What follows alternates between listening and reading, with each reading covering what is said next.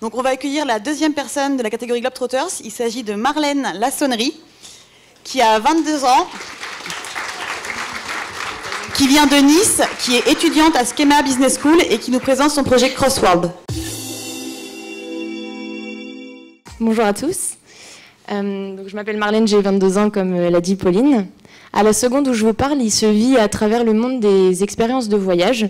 Et du coup, je voulais commencer avec une petite question pour vous. Est-ce que vous connaissez ou vous avez déjà entendu parler de quelqu'un qui est parti à l'aventure pendant plusieurs mois? Peut-être simplement lever la main, si jamais... D'accord, beaucoup. Et qui parmi vous aime voyager? Voilà, moi aussi. Je suis attirée par le voyage et comme beaucoup, je me suis connectée sur Internet pour trouver des informations et j'ai fait le constat qu'il existait énormément de sources d'informations. Donc, par exemple, on a beaucoup de blogs qui existent, de récits de voyageurs. Également, des forums de voyage, des sites de voyage. Sur Facebook, il y a énormément de groupes. Donc, on a moyen de collecter de l'information et de passer d'ailleurs des heures sur Internet. Et selon Google, parmi les gens qui veulent voyager, 65% se connectent sur Internet pour chercher une destination. À partir de ces constats, je me suis dit qu'il fallait créer une plateforme qui a pour objectif de rendre le voyage accessible. Comment? À travers des témoignages de voyageurs et... à travers des témoignages de voyageurs et des articles. Donc, comment vous, concrètement, ça peut vous intéresser? En fonction de votre profil, vous aimez plutôt la marche, le bateau, le stop, la trottinette, pourquoi pas. Vous avez une certaine appétence au risque. Donc en fonction de votre profil, vous pouvez découvrir des témoignages de voyageurs. J'ai interviewé pour vous ces voyageurs, donc c'est des témoignages authentiques. Et l'idée, c'est de faire des histoires personnelles, une expérience à la portée de tous. Et aussi, en fonction de votre profil, vous pouvez découvrir des articles. Donc c'est un petit peu un guide participatif où tout le monde peut apporter sa pierre à l'édifice. Donc c'est des articles, des conseils de voyageurs, les arnaques, des bons plans. Petit zoom sur les témoignages. Il y a des questions pratiques pour permettre aux personnes qui ont envie de franchir le cap du voyage et de partir à l'aventure. Donc ça peut être à quel moment de ta vie professionnelle tu es parti, ça peut être avec quel budget, et des questions insolites pour satisfaire les curieux. Et donc là, on peut avoir pendant combien de jours tu ne t'es pas douché. Et petite parenthèse à cette question, j'ai quand même eu plus d'un mois parce qu'au Kazakhstan, en hiver, l'eau n'est pas liquide.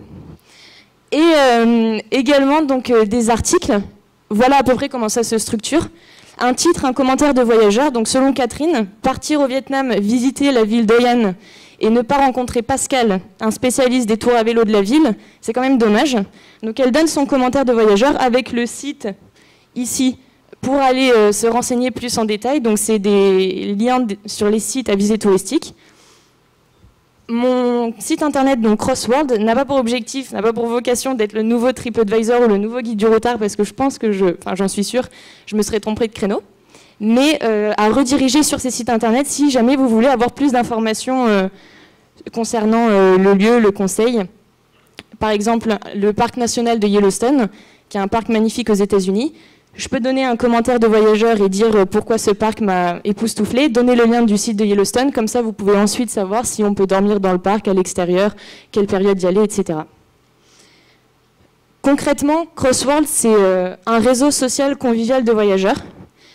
Un réseau social parce que quand je récolte les témoignages de voyageurs, je donne toujours le contact du voyageur pour, si jamais ce voyageur vous correspond, vous pouvez aller chercher plus d'informations, de l'information qui vous intéresse.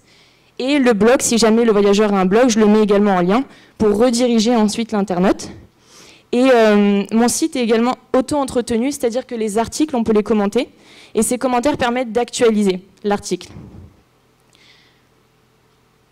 En ce qui me concerne, je suis donc en école de commerce et j'ai interrompu ma scolarité pendant 1 an. Donc là, je suis actuellement en année de césure. Et l'année prochaine, j'ai 1 an off pour partir à l'étranger, rencontrer ces voyageurs et permettre d'alimenter mon site internet de profils étrangers notamment. J'ai quelques interviews prévues pour le moment. Crossworld a à peu près 2 mois. Disons que ça fait 2 mois qu'il est en ligne.